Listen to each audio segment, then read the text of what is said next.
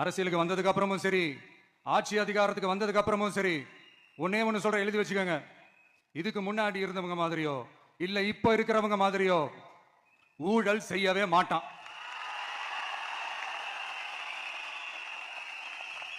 ஒரு பைசா தொட மாட்டான். எனக்கு அது அவசியமே இல்லை. புரிஞ்சுங்களா உங்களுக்கு? எனக்கு அதை தொட வேண்டிய அவசியமே இல்லை. ஒரு துளி ஊழல் கரை கூட படியவே படியாது, படியவும் விட மாட்டான். நீங்க கேட்கலாம், இது என்ன சினிமாவா, இது என்ன முதல்வன் படமா, ஒரே நாள் நம்ம வந்து இவர் எல்லாத்தையும் கிளீன் பண்ணிடுவாரான்னு நீங்க கேட்கலாம். ஓகே, பிராக்டிகலா அது பாசிபிள் இல்லதான். But it is a process, right? It is a process. இப்படி எதுக்குமே ஆசைப்படாத ஒருத்தன் அரசியலுக்கு வர்றான் அப்படின்னா, அவன் கண்ணு முன்னாடி ஏதாவது ஒரு தப்பு நடக்குது அப்படின்னா, அவன் கண்ணு முன்னாடி ஏதாவது இந்த மாதிரி ஒரு ஊழல் நடக்குது அப்படின்னா, அதை பார்த்துக்கிட்டு அவன் சும்மா இருப்பான்னு நினைக்கிறீங்க?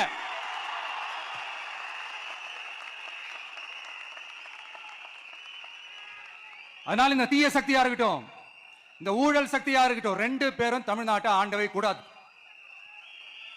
அப்படிப்பட்ட இந்த கட்சிகளை உண்மையா தில்லா எதிர்க்கிற அந்த கட்ஸும் கெத்தும் நம்ம கிட்ட மட்டும்தான் இருக்கு.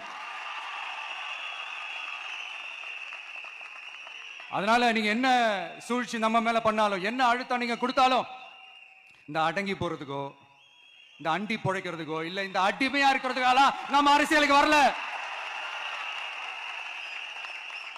என் மண்ணுக்கும் மக்களுக்கும் யார் என்ன தீங்கு செஞ்சாலும் அதை எதிர்த்து அவங்க கிட்ட இருந்து நம்ம மக்களை பாதுகாக்கிறதுக்காக தான் நம்ம அரசியலுக்கே வந்திருக்கிறோம்.